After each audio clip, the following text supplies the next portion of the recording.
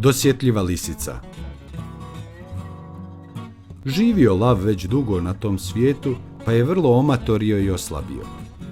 Nije mogao ni brzinom ni snagom svojom, kao u mlado doba, druge životinje nadjačati i proždirati.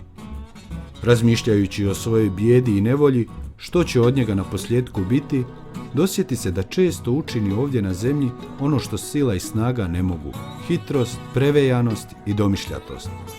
Stoga se učini bolestan, uvuče se u svoju pećinu i pruži se koliko je god dug i širok. Uskoro puče glas o njegovoj bolesti i svuda se pronese da se taj strašni lav muči dušom i bori sa smrću. Ko što želi, to lako i brzo vjeruje.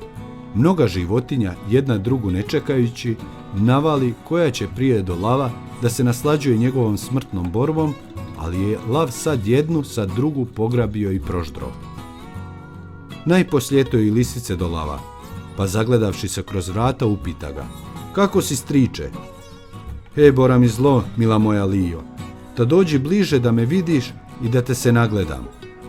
"Oprosti, Čiko, nemam kada, pa i neće mi se, jer vidim mnogo tragova od zvjeradi koja je unišla, a nijednog traga od one koja je izišla." Razboriti ljudi naprijed vide otkuda im pogibao ide, pa nastoje za vremena tada da im mnogog ne zadade jada.